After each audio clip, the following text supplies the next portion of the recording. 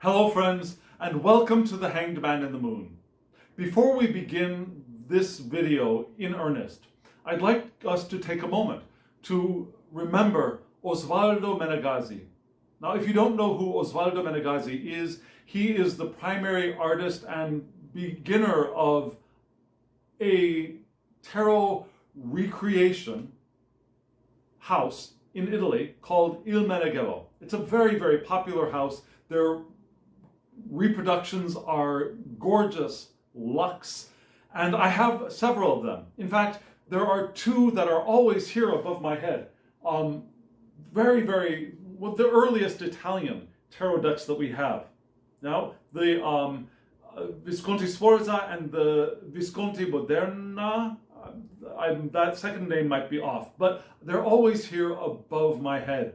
And Osvaldo Menegazi's work is gorgeous. He has done so much for the tarot community, bringing back to life decks that are hidden away in museums and not able to be seen. And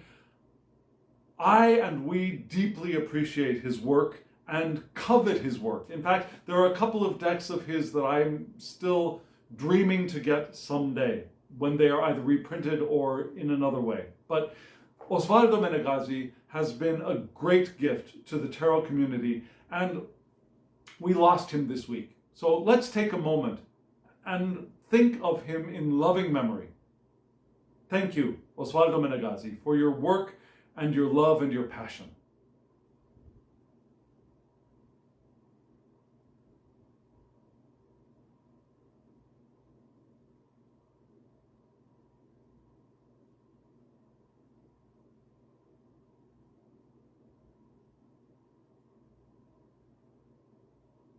And we hope that your work will live on and continue to nurture and educate those of us interested in tarot for years to come, and that Il Meneghello will continue producing and distributing and providing beautiful decks for us now and into the future.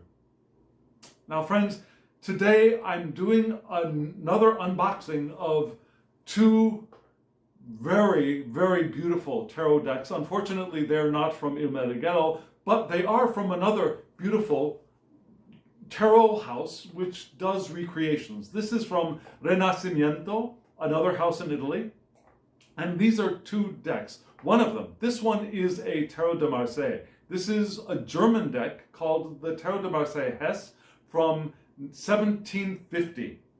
This one is not really a Tarot de Marseille, it's more of a classic Italian tarot. I'll put them side by side so you can see the differences. This is the Tarocchi Orientali from 1845, not 50, 1845. And I don't know if you know this, but Italy and China had a very robust trade period from the 1500s to the late 1800s. And especially towards the end of the 1800s, there was a time of Orientalism in Italy and Europe, actually, where all things Oriental or Chinese, but Oriental, became the height of fashion. Clothes, fabrics, design, architecture. People redesigned portions of their homes in the Chinese style. And so this is a tarot deck in the style of Chinese art called Orientali. And I have wanted this deck for a long, long time. Now, would we consider this to be appropriation?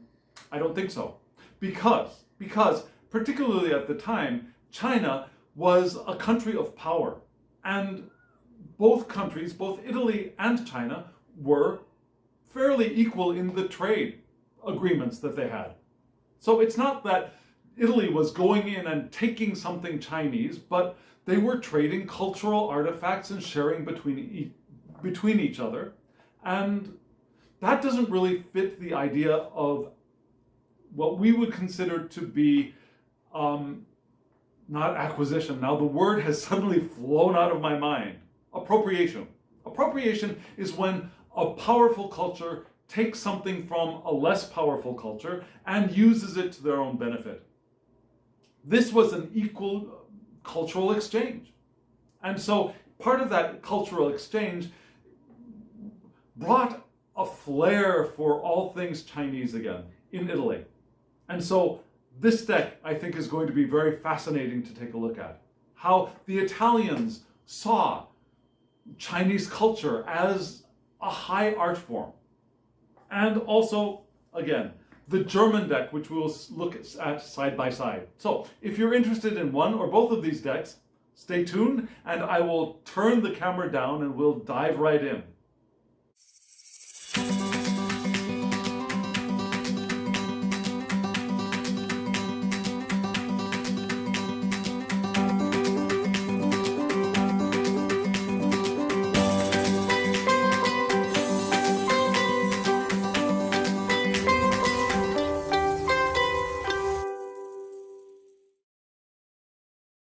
So again, friends, these are both decks from Rinascimento, an Italian house that recreates and reproduces classic tarot decks. And again, this is the Hes Tarot from 1750, and this is the Foudraz Oriental Tarot, or Tarocchi Orientali, from 1845. And I got the deluxe boxes. Now, there are art boxes there and deluxe boxes, which look a little bit like books to me, yeah? So I got the deluxe boxes, which cost just a little bit more. There's a little bit of a metal, well, a foam metal edge to the boxes to give it a little bit more durability, but you can see that they're only in these two corners for each box. They're tied down with ribbons. Now, basically, they're the same box. In format. So what do? You open up the ribbon and you get inside. These boxes are beautiful, aren't they? Notice the detail on the inside of the box. We've got a small book here. Tarot in German countries. Good information. And let's see, what do we have in the book, just in case you're curious. Tarot in the German tarot in the 18th century, first meetings with tarot. So a lot of very good information, not just generally what is Tarot de Marseille, but the German tradition. And the English goes on. Then we get the Marseille Tarot of Hes. It looks like this entire book is in English, with notes at the back. Very nice. An appendix with maps and cities. So I think this is going to be wonderful information. Tarot in the German countries from the 16th to the 18th century. Fabulous. Absolutely. Oh, look at this. And there's a bag inside the box, which I love. Wow. Beautiful gold satin bag with a beautiful drawstring. We'll get to that in just a moment. We've got a booklet on cartomancy with Tarot of Marseille. So if you don't know much about working with Tarot de Marseille, this is good information to have. It's a fold-out sheet, I believe, nicely folded into a book. Oh, no, it's just very thick paper. Okay, so we've got meanings of the court cards, meanings of the numeral cards, the small cards, the pips, positive and negative meanings, spread of the arrow. Okay, that's an interesting spread, I like that. Spread of the 7 cards, very good information. Major arcana. So, very handy pamphlet.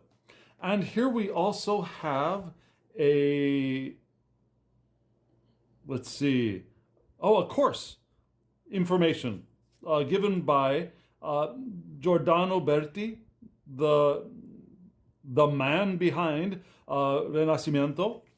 We have a coupon for further purchases from their Etsy shop and a lovely letter, which let me see, let me check on the back.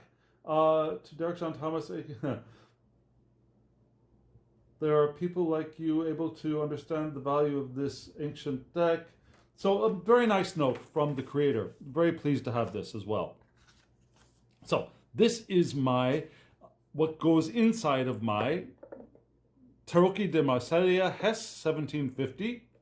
As along with the information about the video course. Set that aside.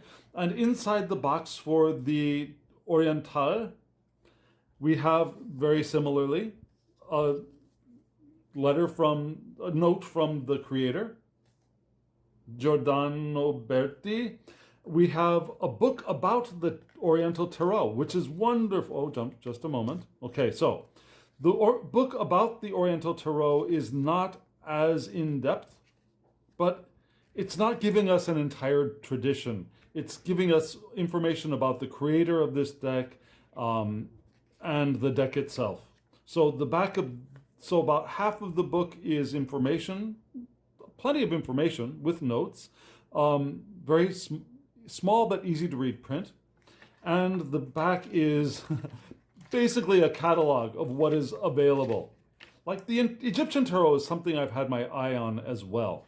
So maybe sometime in the future I'll get another deck from them. Let's see, is there another coupon down here at the bottom? Okay, we've got another catalog here for what's available. Very handy. Another card of information for reading with Tarot de Marseille. Very handy. And another gorgeous gold satin bag. So I'll look at my dog. How is my dog hair already inside of this box? You notice the inside of the boxes are beautifully done. Red velveteen, I would say, bottom. And I will set the beautiful box aside as well. And let's open up the first bag with the Oriental Tarot. And we get, so let's look at it from the back first. Tarocchi Orientali, number 415 of 700 by Giordano Berti. Good information. And this is what the backs of this deck looks like. Yeah, very classic looking backs. Lovely, perfect, beautiful. Let me pull out the German deck for you right now, pulling it out. Now, I was a little bit concerned about the German deck because the photos on the site looked different. Now, some of the backgrounds of the deck cards looked different in different shots. Some of them looked extremely yellow, some of them looked much less yellow. And I was hoping it wouldn't be quite as yellow as some of them seemed to be, and hoped that it was just because of the lighting. We'll have to see. This is number 278 of 900 for the Tarot de Marseille Hes. So I will set that I'll turn it over, I should say. And here we have what the backs of this deck will look like. Okay, so let's turn it right over to, okay, so this is a little bit of what I was afraid of, but okay, I got these out of order as well. Just a moment. Okay, I think I've got I think this is back in order. Okay, so I was a little bit afraid of this. I was hoping the background of the deck wouldn't be as yellow as this. But still, it's a beautiful deck. And I'm glad I have it. So, wait a second, where is my... Let's see. Are we going to end with Le Fou? Okay, let me check the deck here.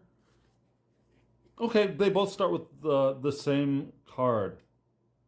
Now, if you're curious about size, that kind of thing, right off the bat, let me show you what US Games CBD,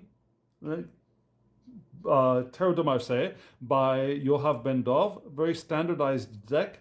This is what that looks like as far as size. This is the size of the Oriental. You see it's wider and just a hair shorter, but much wider. And the Hes is larger. Yeah, the Hes is actually both a little taller and a little bit wider.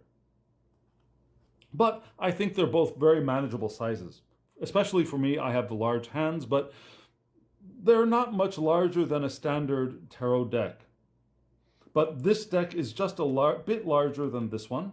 The cardstock is, I would say, a semi-gloss. Yeah, it's got a core. It doesn't feel like art paper. It feels like cardstock. So I think it will shuffle very nicely.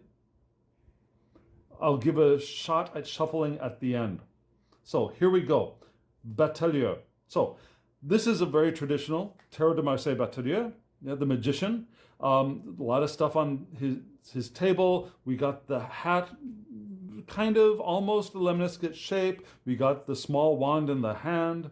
We got cups. We got knives on his table. This is the street showman, right?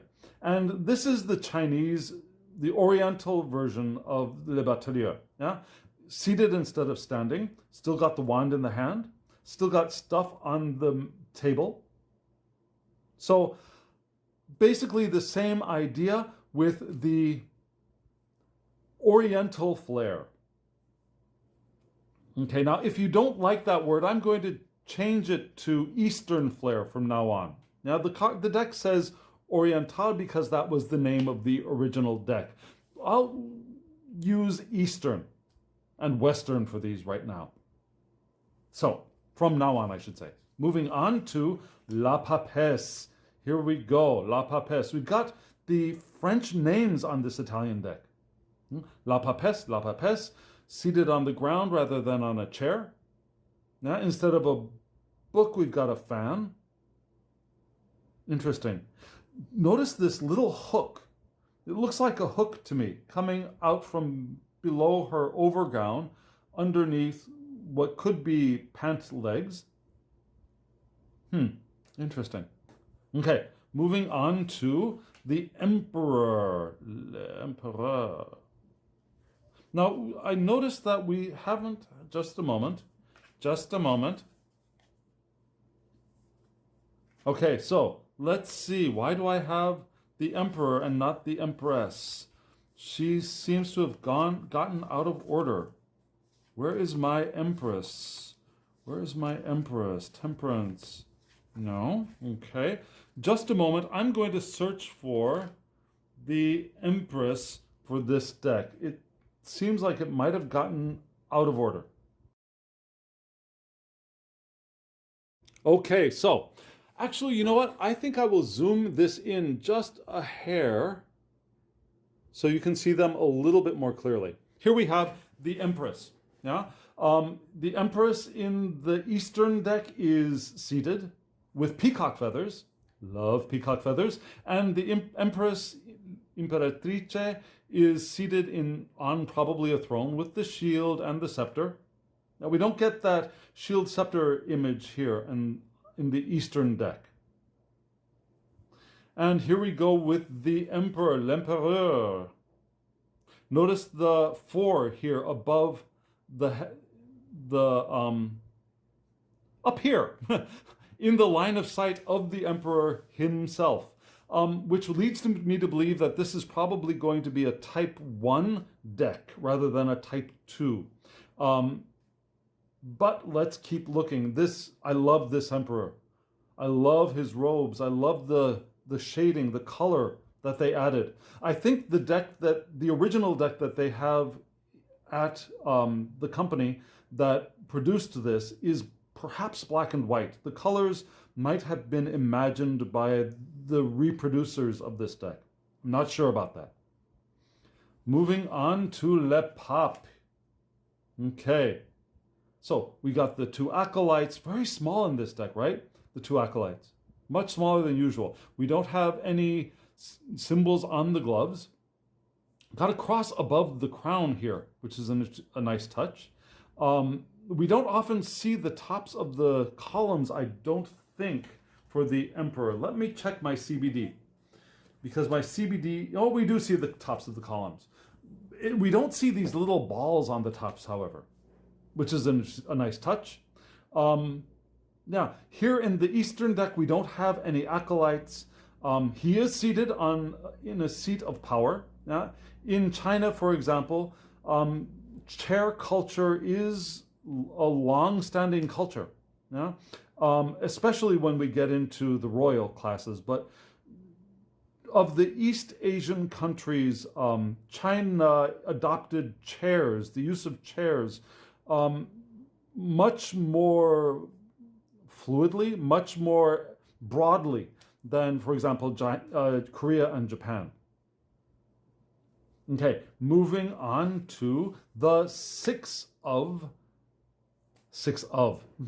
l'amoureux. We've got the angel. Okay, so this angel is not blindfolded, which would be a typical type 1. Notice this guy's got a bald head. That's interesting. Yeah, he's lost hair on the top of his head. But the angel is usually facing this way, and the arrow is usually facing down, shooting down towards this foot. Not in this case. Love the sun behind the angel up here, the Cupid. And here in the l'amoureux, we have, it looks like a female figure between two males rather than a male figure between two females, which is an interesting change. Okay, here we go to the chariot, le chariot. Now we have an R, chariot. Here we have chariot. And the chariot here is a plankin carried by 4 men, and it looks like a woman seated inside with a fan. But notice we've got the scalloped tops here to the canopy, and what looks like they could be stars above. Here we have a scalloped top to the canopy here. No initials in the crest on the chariot. Wheels facing very odd directions here. Like the chariot looks like it should be moving that way, but it's moving this way. The horses are pulling it this way. We do have hind legs to the horses here.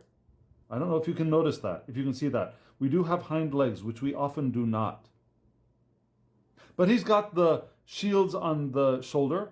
She has no shields, no horses. These humans have legs. I love the colors in this one. Okay, here we go with la justice. Justice.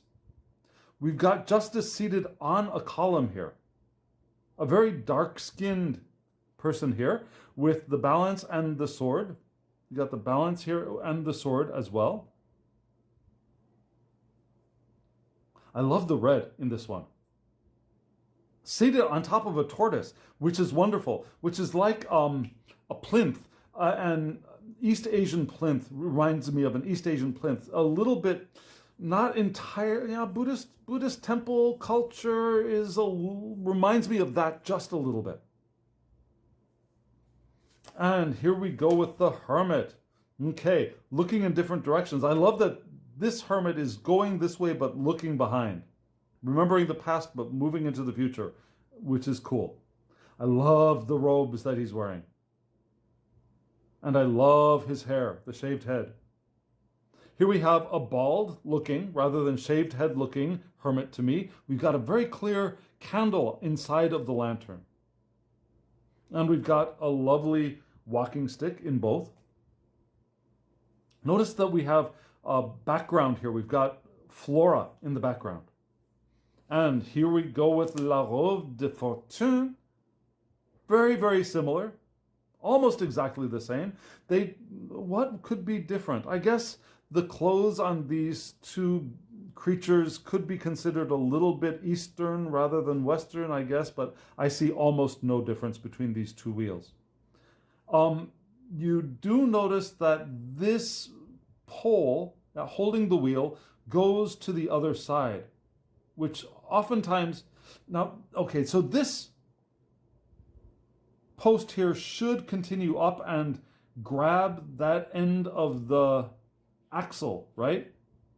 We don't see that. That's missing. Here, it's completely missing. We see nothing. We see no axle going beyond. We see no post going up, which is very common for a Tarot de Marseille card. La roue de fortune. And here we go with force. La force. No la here, just force.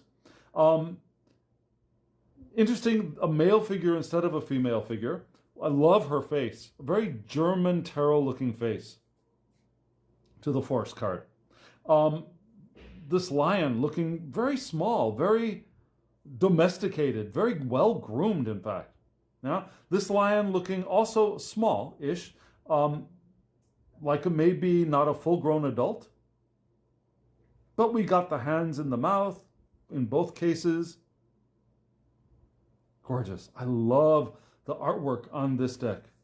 And here we have Le Pendu. And we have a traditional Pendu here, although his foot could very easily get out of that noose, if you ask me.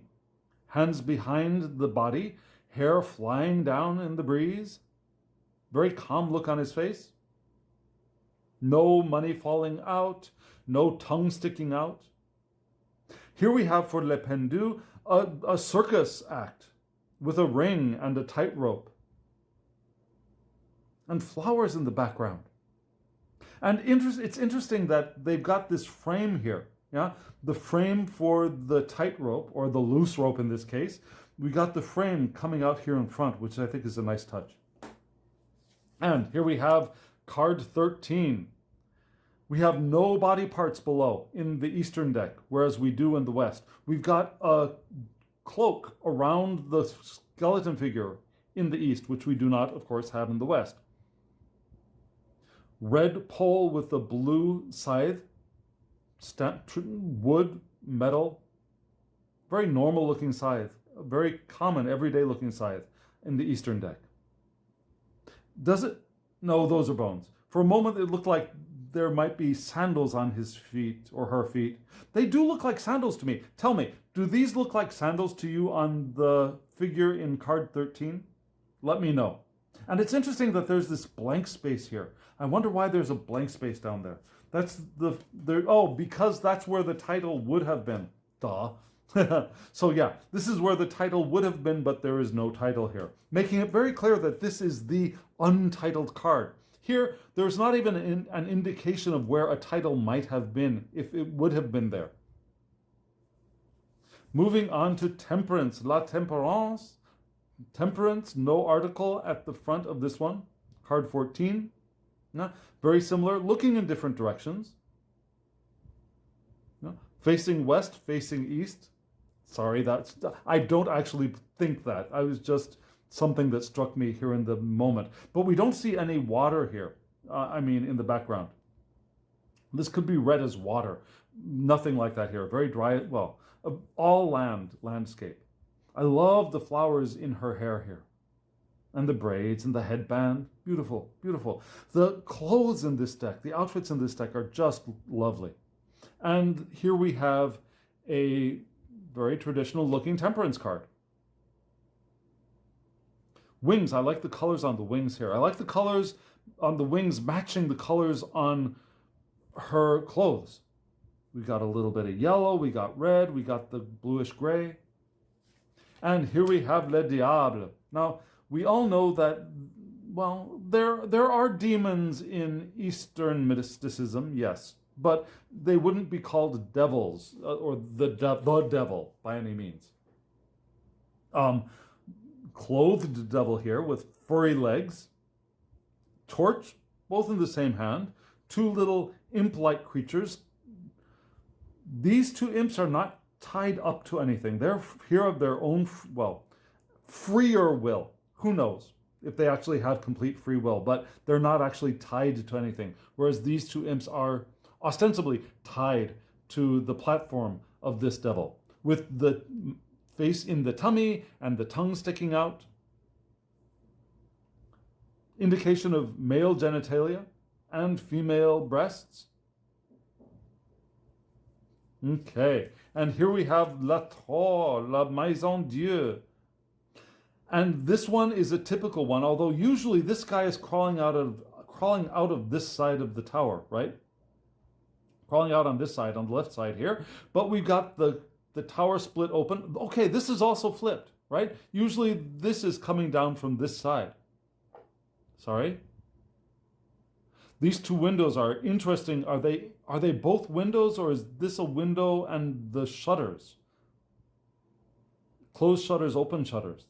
Or are they two windows? What do you think? It looks like there's a lemniscate here at the bottom as well, which is an interesting touch. In the Eastern deck, we have the fire coming down from the upper left, but we don't have a crown being blasted off. We got a fence here in the background, like there's a park behind. And we have roof decorations coming off of the sides here. Although there's one missing here. Okay. Going on to Les Trois. We don't have a title for Les Trois in the German deck. Interesting. I've never seen that before. But we do have a title in the Eastern deck. We have one breast slightly exposed. We have two jugs, both of them going into the water in the east. One, who can say, where's the water? Is this the water? If this is the water, I guess you could say that this water is flowing here, and this water is flowing onto the earth first, I suppose. We got the bird. I call it an ibis here in the background, although really it probably is not an ibis. It's just a bird. Now, the ibis is an idea that was brought by trying to make the Golden Dawn decks seem like they're related to Egyptian mythology and Egyptian mysticism. So Tarot de Marseille, really this bird is not an ibis, it's a bird. However, just like we wouldn't call these yods in Tarot de Marseille, whereas they would be yods in a Golden Dawn deck. Okay, so Les Trois. But look at this star, isn't it gorgeous? Love the chopsticks in the hair, being tied up, flowers in the hair. Lovely. And the flowers in the backgrounds of these cards are lovely. Here we go with La Lune, side-facing moon, but to the right instead of the left. So I get, although it looks like these dogs are in their normal position, yeah? This dog looks like it's the wolf. This dog looks like it could be the more domesticated dog. I mean, if you do discriminate between these two, one being domestic, one being wild, usually the wild one is the darker one, right? So these are in the same position. However, the moon is facing in another direction. From what I recall, let me just double check in my moon card for, for the CBD. This is what I'm talking about. Yeah? So these creatures are all in basically the same position. However, the moon is facing in a different direction. Here as well. Although this moon seems like it's facing more down, right? But we do get the two different colored dogs, a darker dog, a lighter dog. The two towers are different. The crustacean is coming up from the water, although this looks more like it's a river than a seacoast to me. And here we go with Le Soleil. Le Soleil. Now that's interesting. I'm sorry, what is interesting? Let me tell you. So we've got the two young people here in front of the wall, the sun, very radiant beams of light shining forth. We've got either flames or other kinds of stuff dropping down from above. One hand on one child's back, one hand on the other child's lower abdomen, stomach. Usually it's a chest, but a stomach. And people read these gestures in very different ways. Some see this child as being more reticent, as trying to push away. Some people see that gesture as a gesture of affection. I see it as affection. You can see it as you wish. However, in the Eastern card, which is beautiful, we have that both children or young people are in the water, which is interesting, yeah? Coming right from the moon with all of this water, instead of a creature coming up out of the water, we have two Gemini-like figures coming out of the water in the sun. We still got the wall behind them. We got the flames or energy dropping down from above.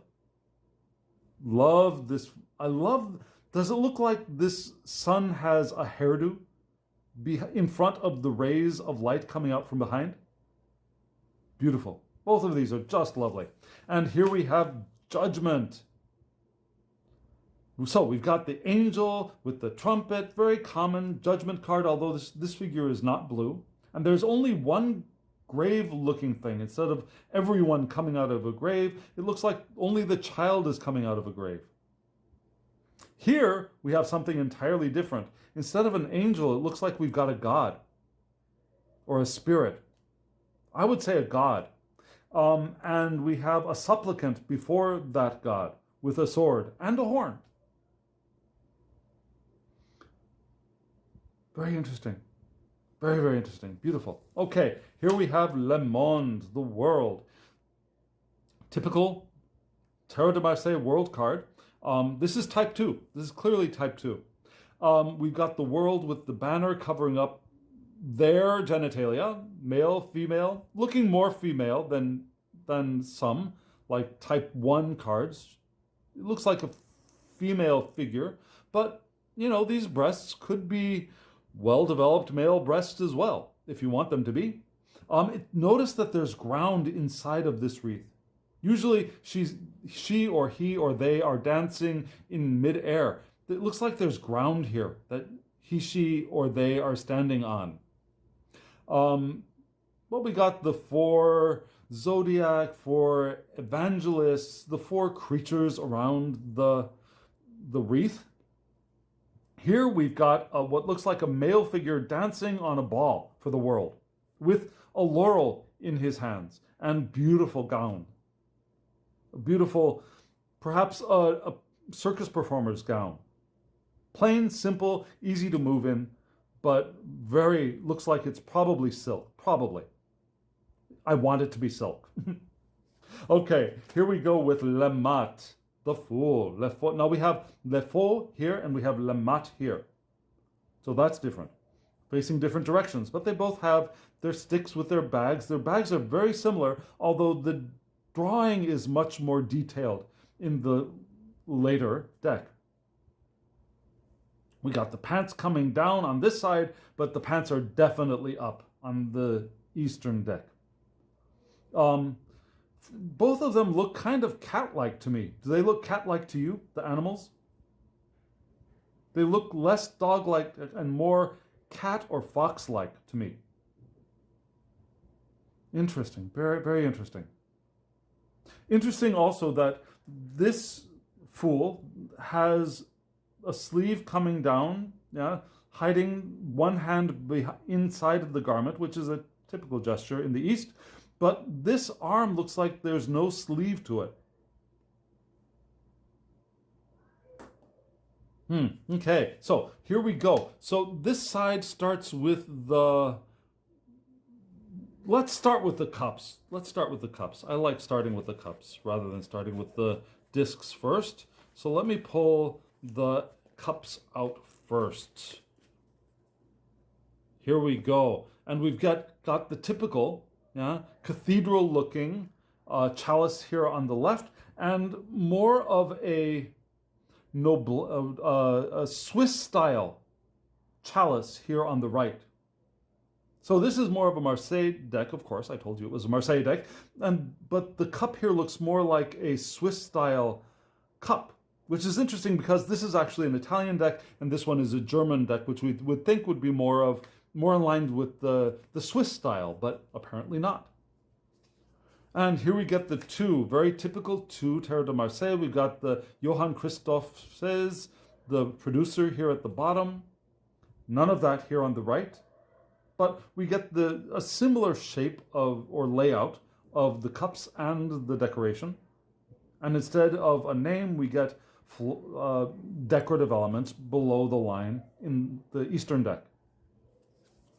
The 3, now this is different. This is where we get into the more, I would say, Italian layout of the suits. Now, we don't have this layout like here.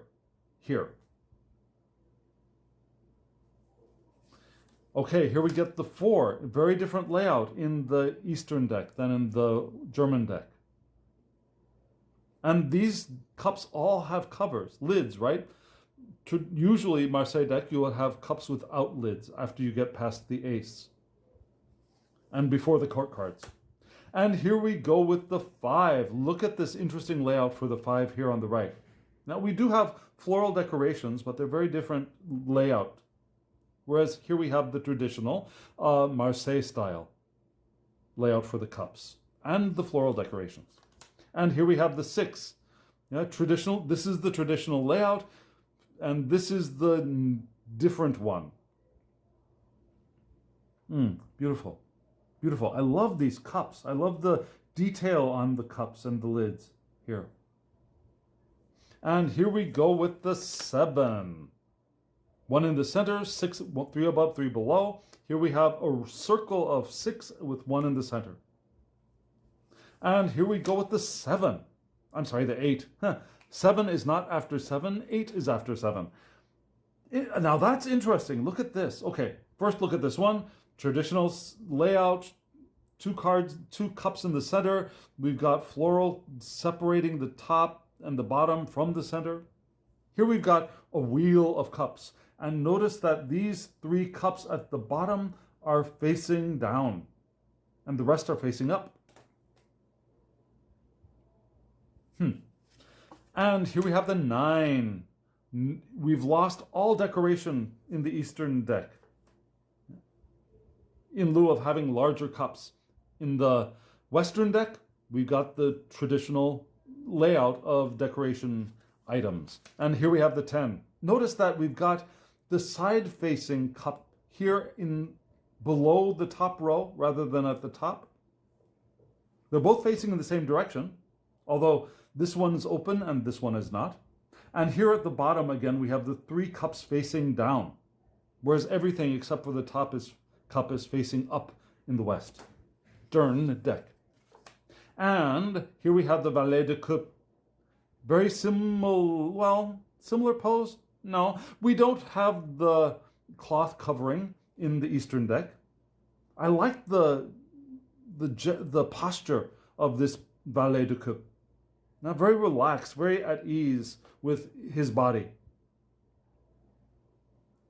Now, is this a cap for the valet or is it the lid of the cup? It looks to me like the lid of the cup is underneath the cloak, but we can't really say for sure. And here we go with the Chevalier de Coupe, the Knight of Cups. Very similar, although the detail of this drawing is much more detailed. Open cup, closed cup.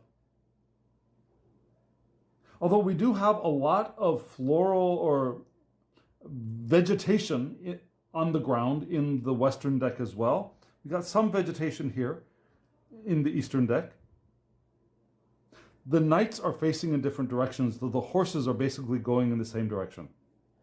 And here we have the Reine de Coupe, Queen of Cups, both looking very regal. This one seated, this one standing, with pantaloons rather than just robes. I love the veil on her crowned headpiece. A very small cup, right? Both have lids, but this is a much larger looking cup in comparison to the human, whereas this one is a much more cup-sized cup, even though it's large and regal. I love this. Notice the sleeves on her gown, her overgown. Beautiful. And the necklace. Okay. And here we have the King of Cups, Roi de Coupe. Look at the umbrella. Okay, what do you think? Is this umbrella attached to his crown or is it behind him? Tell me what you think in the comments below. I'd like to know how you see this. It looks to me like it might be attached to his crown. Very similar looking cup with the queen. Are they facing each other? No, they're not. Okay. But traditional King of Cups here on the left. Notice that we've got what looks like an interior floor, and then it looks like green grass here to me. Does it look like green grass to you at the bottom here? Like this might be an exterior courtyard with grass here, coming up to a paved section. Okay, here we have, now we have the pentacles, or denari. Let's go to the denari here as well. So we have the discs, we have the coins, we have the denari. Very similar, right? But I think the similarity is going to end here. And here we get the 2 Johann Christoph Hes in Augsburg. Now we see who made it and where. We don't get a date on here, but that's cool. Here we have none of that information. We just have floral wrapping around. Flora, I should say, not floral, but vegetation wrapping around. Ivy, or maybe tree branches. Here we have the three, very different arrangement, looking more like the Spanish or Italian tarot tradition. Here we have the four is similar, right? But instead of a crest here in the center with, that's the name of the initials. Those are the initials of the producer. Johann with an I, Christoph with a C, Hes. None of that information in the deck on the right. Here we have the five. Very different layout in the Eastern deck. And we have numbers here where we don't have numbers here. Yeah? We had numbers here for the 4. We had a number here for the 3, for the 2. Not for the ace, but from 2 on we had numbers in the Eastern deck. None in the Western deck. And we have 6 of Pentacles. Very similar layout. Very similar decoration in the center, isn't it? I like that these coins are all different. Let's see. This one's completely different. This one's completely different. Now, these two are different enough. They're different. Yes, I say, I call it. They are different. Okay, these coins are also different, whereas these are all the same. And the layout is different for the 7 as well. The 8, 3 in the center, 1 at the top and bottom, instead of the 2 columns. The 9. Lovely, lovely. Another wheel-looking image here to me, plus a center axle, whereas we have 2 lines with a central coin springing up from the middle. But they both have floral decorations, right? And here we have the 10. Lovely. 5 above, 5 below. A little bit different on this side. A lot of the times the 10 of coins will have much less floral decoration. Let me pull it out of my CBD. No, I'm lying. I'm sorry. Just the same amount. So, never mind. Moving on to the court. Valet de denier. Here we have the title on the side. Coin at the bottom, coin at the top. In the Eastern deck, we only have 1 coin. And the title is at the bottom.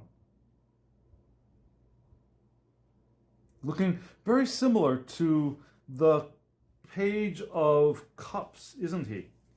No, he's not. Never mind. Not looking very similar. So, moving on to the Chevalier de Denier. This knight has actually got the coin in his hands, and it looks like what do you call that? Where you put your arrows in it? Where you put your arrows. This is the I forget what you call the place that you hold your arrows when you go out to do archery in nature. But it looks like these are arrows in something. Here we have the typical wand for the Chevalier de Denier. The coin is floating in space in front of him. Look at this face. This looks like a very innocent, very young looking face. And here we have the Queen, or Reine de Denier.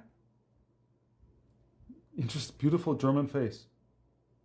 We've got a wand and a coin in her hand. Here we have a standing queen with a coin in her hand. Love the boots, the shoes on her. Love everything about her. And the king. Okay, so it looks like these canopies, these umbrellas are attached to their hats to me. I call it. The umbrellas are attached to the hats. Coin held up in the hands rather than gripped comfortably over the knee.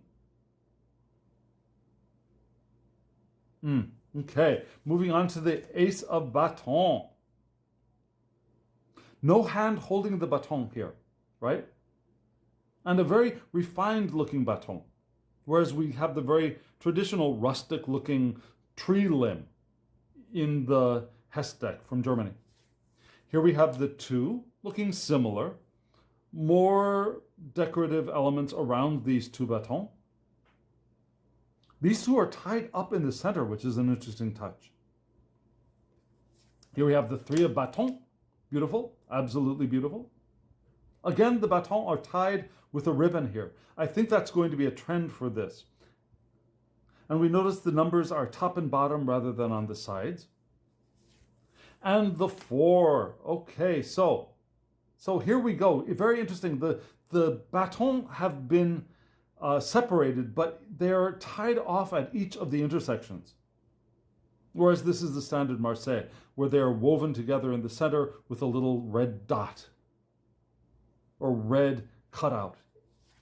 Here we have the 5 of baton. So let me count these. Let's see. We have 1, 2, 3, 4, and one very long, large central baton. Yeah? The 4 in the background are much smaller. The 5th is much larger, almost looking like it's 2 separate batons.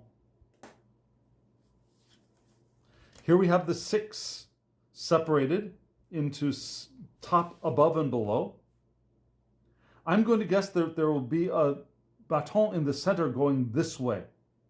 That's my prediction in the Eastern deck. Love this decoration below. It looks almost like it looks like an open pomegranate to me, although I know it's not a pomegranate. It's a large flower. But that immense redness reminds me of a pomegranate. And here we go with, okay, no, I was wrong. Okay, so we have, again, the long central, odd-numbered baton, all tied together in the center here. And the 8 of baton, look at the way that these are patterned. This almost looks like the pattern from the Thoth deck to me. And the traditional Marseille here on the left. And here we have the 9 of baton. We've lost the red center. No red centers here. No floral decorations here. We still had floral decorations at red centers in the 8. Here they are all gone. And the 10 of baton. Look at that. Okay. How intricate this weaving pattern is here. Traditional 2 central baton here in the western side, and the eastern side, they're all small baton and arranged very differently. Here we go with the valet de baton. Okay, so traditional rustic looking baton here in his hand, very young looking page with, it looks like a bit of a beard here coming down his jowls. Here we have a similarly aged. All the ballet in this deck seem to be of a similar age to me. We got the arrows here and the baton in his hand.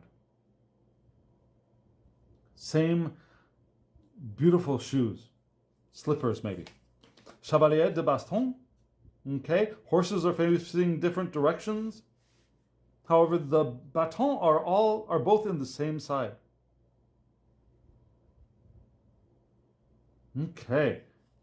Beautiful outfits, yeah? I love the armor, the helmet and the shoulder armor here.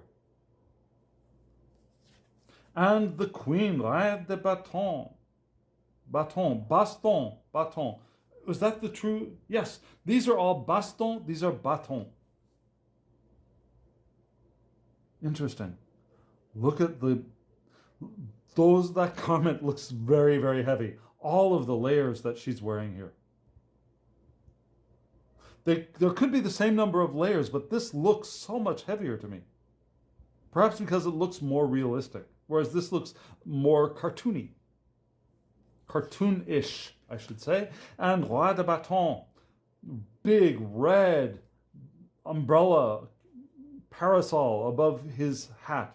Now, okay, so now I'm beginning to reconsider. It looks like this is going behind him. Now we see the rod here, and it doesn't look like it's attached in this card. Okay, my decision is starting to waver again. Are these connected to the hats? I'm beginning to think not. This wand, very short. This one, huge. Yeah? Okay, here we go with the épée. Look at that épée. We have a hand holding this one, a very realistic looking hand, holding this épée, which is piercing a shield instead of a crown. And here we go with the 2. Very different layout for the épée. Here we have the 3. We notice that we've got ribbons in the swords as well, the épée, but these are blue ribbons. Air suit could be. There were red ribbons for the wands, right? Yeah. The wands had red ribbons, fire. Blue ribbons, water. Could be a choice. Again, don't know if those are the original colors or not, but they make sense to a modern reader, I believe. Notice the swords are pointing down instead of up. And we have the 4, some pointing down, some pointing up in the Eastern deck, whereas the Western, typical Marseille style, épée. The 5 of swords. Oh, it's interesting. Here we got the main sword pointing down. Of course, it's impossible to tell which is up and which is down in this card. No, it is possible because of the decoration. Yeah, we have fleur de lis at the top, and these are not fleur de lis at the bottom. If this is the bottom, and it looks like it is, this would be the bottom. These fleur de lis would be pointing up, I believe, which is interesting because fleur de lis is not really what we would think of as a Chinese or even an Asian style decorative element. And here we go with the 6 of swords, the épée. I love we've got 4 swords forming a frame for these 2 swords, which are bound in a yellow ribbon instead of the blue on the outside. And here we have the 7. So we've gotten the yellow ribbons and blue ribbons again. Although the center is blue here and the sides are yellow. And this card, it's interesting. I would do this personally. I would do this for this card. This one as well. I would put the swords facing up. And okay, I don't know if you noticed this. I didn't until now. This sword is a little askew, right? This sword should be coming up here instead of here over to the side. That happens frequently in Marseille decks, older Marseille decks. The swords, this part and this part are out of line in many decks. And this is one of them. Let me put this back in place. Okay, moving on to the 8 of swords. The épée. We've got a shield here in the center, which is an interesting touch. The yellow, well, we do have little yellow bands. A little yellow ribbon around the old oak tree. We got 2 little bands here. Yellow ones. Typical 8 of swords, de paix. 9 of swords, 9 de paix. I would do this personally. And even this one is a little bit off kilter, right? Just a little bit off center. And the 10, we finally come to the 10 of swords. Look at all those yellow and blue ribbons mixed up. The hilts on all of these swords are just a little bit different, aren't they? Yeah, there is variety here between the hilts. Whereas these hilts are the same and these swords are all the same. And here we get the valet de paix. Beautiful, beautiful card. Very different sword in his hand. But we've got the scabbard, like we do in this one. Sword, scabbard, and we have arrows here as well. Clothes, blue and yellow. And here we have the chevalier de paix, sword in hand, Again, we have arrows. Interesting. And the queen, Roi de Paix, seated, standing. She's pointing at her sword. Look at this. This is my sword. She's just holding her sword up decoratively. Now, she's not on the attack. She's clearly showing it, but she's not on the attack. A little bit of a casual pose here to me. And we have the king with, yes, okay. So, no. These umbrellas are not attached to the hats. We can definitely see that there's a pole going here behind him. Interesting, beautiful. And notice this scroll. It looks like a scroll to me in his hand. Okay, friends, so that is what these two decks look like. I'll place these here on the sides. And let me give you a quick shuffle, just so you see how easy or difficult these are to use. Here is the Hes deck. I'll do an overhand first. I'll separate them, and I'm not going to pull a card. I'm just going to show you how poorly I overhand shuffle. Overhand is always my worst point. It's my worst shuffle. I do riffle shuffling much better. These cards are just a little bit slippery for my tastes. They're not completely Teflon coated like some decks are, but they are a little bit slippy. But the cardstock feels very sturdy. I don't think I have to worry about this bending and breaking. There's flexibility to it. And let me see how these will shuffle. Again, these are just a little bit slippery for me. Oh yeah. So if you're a riffle shuffler, these will riffle shuffle very beautifully. Let me show you one more riffle shuffle with this deck, the Hes deck. Okay, so they shuffle wonderfully. Although they do bend, notice that. Yeah, they do bend. So they will unbend. But you could bend these. You won't crack them, I don't think, as some art paper decks will crack if you bend them. But they will bend, and they will hold their bend for a little bit. Just so that you know. And here we go with the Tarocchi Orientali by Claudio Foudraz.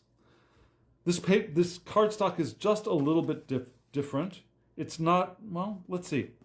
Is it as slippery as the other deck? Here we go. 1, 2, 3. This is how I overhand.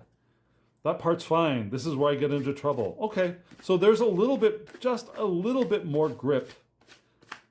Card-to-card grip. Not so much that it's going to clump together, but just enough grip so that it's easier for me to overhand shuffle this deck than it is to overhand shuffle the Hes deck. Hermann Hesse. Very different person. The German deck. Yeah, this deck is much easier for me to overhand because it's not as slippery. And let's go to a shuffle here, a riffle shuffle. Okay, that's wonderful. So these cards are a little bit thicker. It looks like they have a stronger core. Now, they don't bend as easily, although they will bend a little bit. This bend will, I'm sure, work itself out. However, because this cardstock is a little bit less flexible, I should say, is a little bit less flexible, although it's plenty flexible, but it's got probably a core inside which is firmer. Anyways, what I'm trying to say is that when you riffle shuffle, it takes just a little bit more energy from your fingers. But still, it riffle shuffles beautifully. So that's what these two decks look like and how they work in action. What do you think? I'd love to hear from you. Do you have either one of these? Do you want either one of these? They are still available. The company has an Etsy shop, and I will put a link to their Etsy shop below here. So let me know what you think. Like the video if you enjoyed watching this, if you enjoyed seeing these cards, and hit the alarm bell if you haven't subscribed to my channel. And share this with somebody who you think might be interested in these two very unique decks. And comment below. I'd love to hear from you. What do you think of the decks? What do you think about the cardstock? If you have them, how do you like using them? Tell me. Engage. I'd love to engage with you. And friends, now, as always, I wish you love, joy, well-being, and pure awareness. Thank you.